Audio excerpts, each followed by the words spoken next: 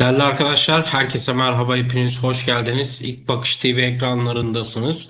Orta Doğu'da sahadaki askeri hareketlilik ve diplomatik trafik en kritik seviyesine ulaştı diyebiliriz. İşte bugünün öne çıkan gelişmelerinden bu videoda sizlere bahsedeceğiz. İran'da rejim tartışması devam ediyor. ABD istihbarat raporları sızdı, saldırılara rağmen Tahran'da kontrol kimin elinde?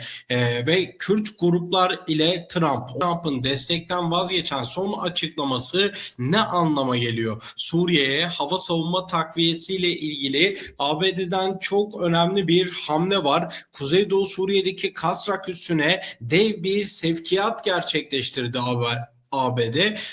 Bunlar ve daha fazlası bu videoda sizlerle olacak. Kanalımıza abone olmayı lütfen unutmayın. ABD istihbarat kaynaklarından sızan raporlar, İran'da yaklaşık 2 haftadır süren ABD ve İsrail saldırılarına rağmen mevcut yönetimin ülke üzerindeki kontrolünü büyük ölçüde sürdürdüğünü ortaya koyuyor. Reuters'a konuşan ve istihbarat raporlarına erişimi bulunan kaynaklar açıklama yaptı arkadaşlar. Reuters'ın aktardığı haberi sizlere şimdi aktaracağım.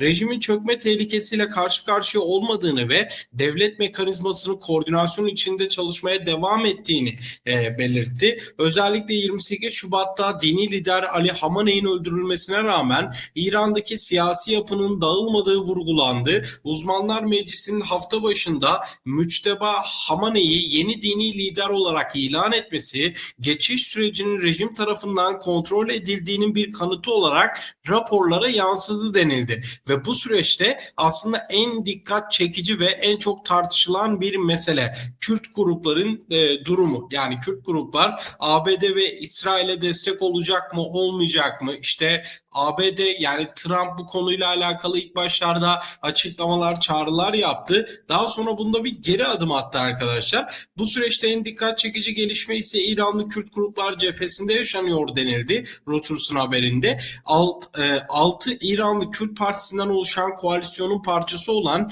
İran Partisi lideri, İran'daki Kürt Partisi'nin lideri Abdullah Mohtadi önemli açıklamalarda bulunduğu ifade edildi. Mohtadi ayrıca bazı devrim muhafızları birliklerinin saldırılardan korkarak üslerini terk ettiğine dair bilgiler aldıklarını da sözlerine ekliyor. Ancak ABD istihbarat değerlendirmeleri bu grupların kapasitesine şüpheyle yaklaşıyor.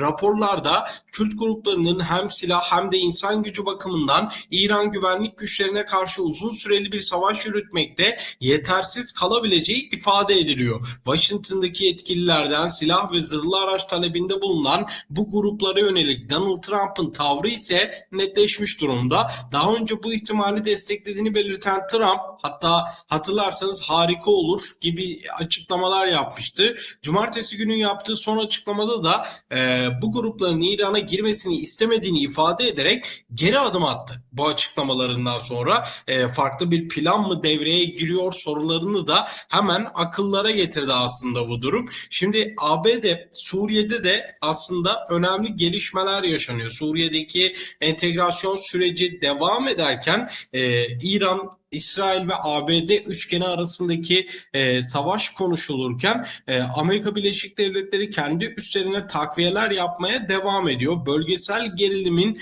tırmandığı bir dönemde Kuzeydoğu Suriye'deki askeri varlığını güçlendirmeye devam ederken yerel kaynaklardan edinilen bilgilere göre ABD Haseke'ine bağlı Kasrak üssüne yeni bir hava savunma sistemi konuşlandırdı.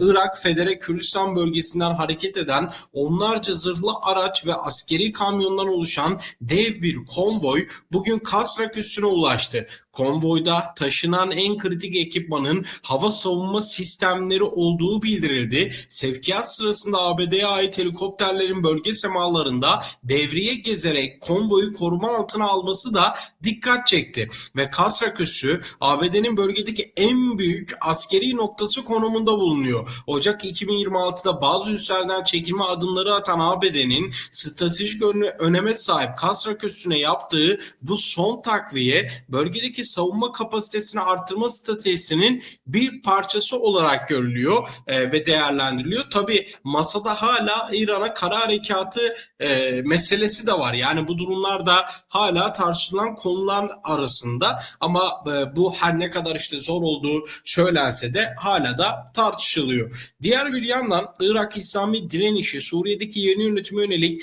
resmi bir bildiri yayınlayarak açık bir tehditte bulundu.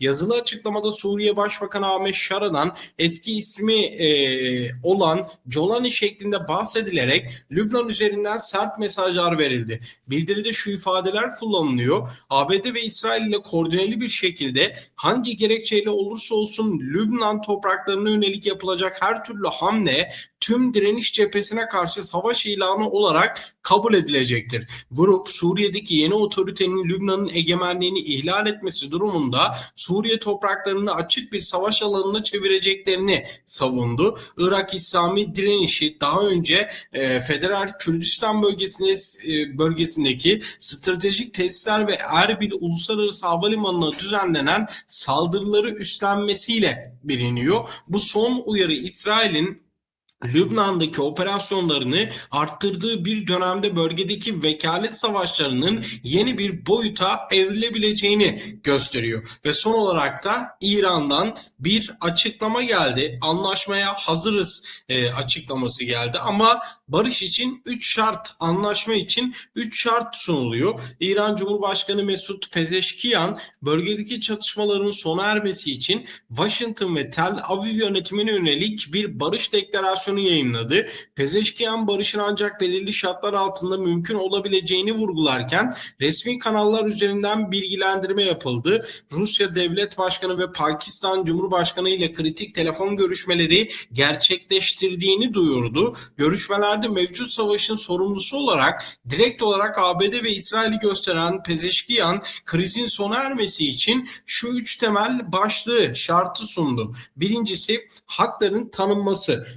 İran'ın uluslararası hukuktan doğan meşru haklarının resmen tanınması. İkincisi tazminat. Savaş süresince İran'ın uğradığı tüm maddi ve manevi zararların tazmin edilmesi. Üçüncüsü ise tekerrür garantisi. ABD ve İsrail'in İran topraklarına ve çıkarlarına bir daha saldırıda bulunmayacağına dair uluslararası garanti vermesi. Pezeşkiyan İran'ın hakları teslim edilmeden ve verilen zararlar telafi edilmeden kalıcı bir barışın mümkün olmayacağını belirterek saldırgan tarafların geri adım atması gerektiğini ifade etti. Valla ne olur ne olmaz bilmem ama bu 3 şartın da İsrail ve ABD tarafından kabul edileceğini açıkçası düşünmüyorum. Sanki böyle biraz daha mesaj vermek için yapılmış bir açıklama gibi duruyor açıkçası.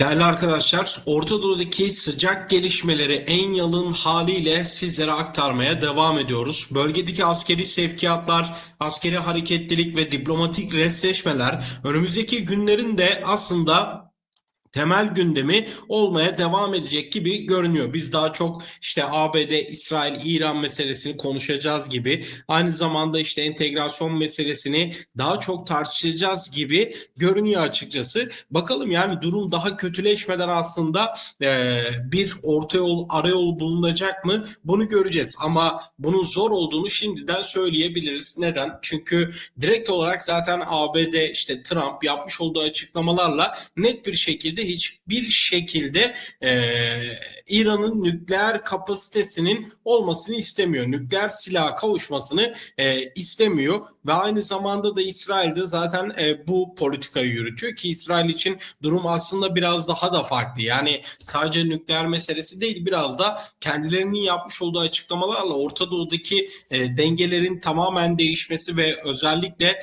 harita hedefi var İsrail'in. Büyük İsrail projesi var. Bakalım ne olacak? Bunu yakından takip edip sizlere aktarmaya, konuşmaya devam edeceğiz. Sizler de bu videolarımızı kaçırmamak için kanalımıza abone olmayı, bildirim zilini mutlaka tümü olarak işaretlemeyi ve son olarak bu videoyu beğenmeyi lütfen ihmal etmeyin. Videoyu beğenerek bana destek olabilirsiniz. Bir sonraki videoda veya canlı yayında görüşmek dileğiyle. Hoşça kalın.